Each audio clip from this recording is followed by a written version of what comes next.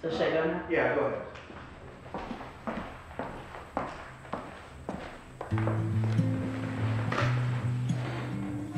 I wore skirts up until the last day you could wear skirts. Before you would have to wear pants because it got so cold.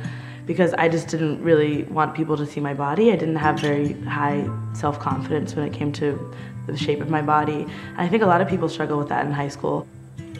I wore a lot of band t-shirts with vests over them, like sweater vests. I was very insecure in high school, and I feel like those clothes were not helping me.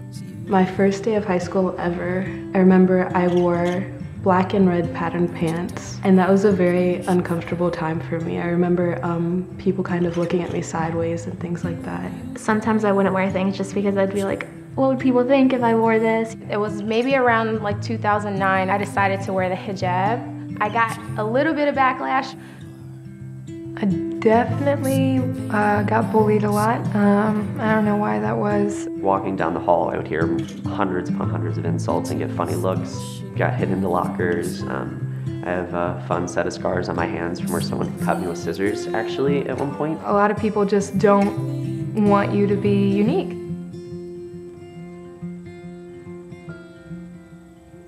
I think you're just right.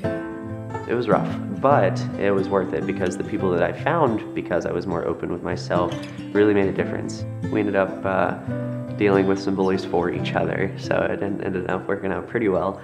My transition with body confidence and self-confidence really coincided with the beginning of college. My friend group is really supportive and we're confident with who we are. I think social media really opened me up to a lot of different styles, and it really assisted me in finding my own style. My grandma was the first person ever to take me to Forever 21. I guess it made me more comfortable that my grandma believed in me wearing these beautiful things and that I could make the decision to be beautiful.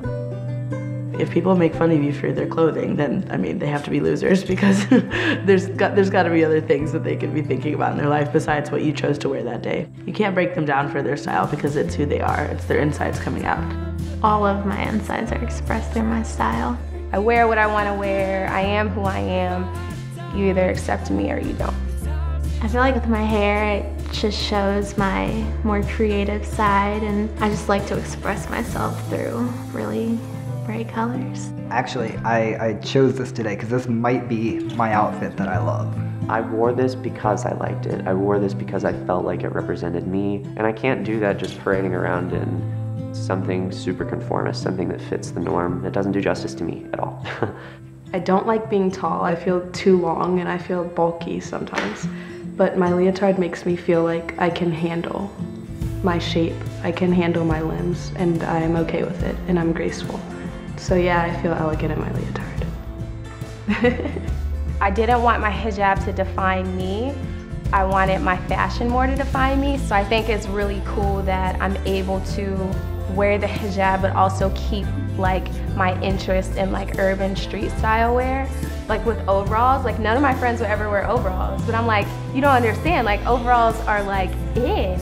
If I could find some like Oshkosh Gosh overalls, like I would rock them. I think if someone saw me from across the room, they would think, that girl likes color. And there's nothing wrong with that. I think there's a lot of people that like to wear neutrals, and I'm just not one of those people. Life's too short to wear neutrals.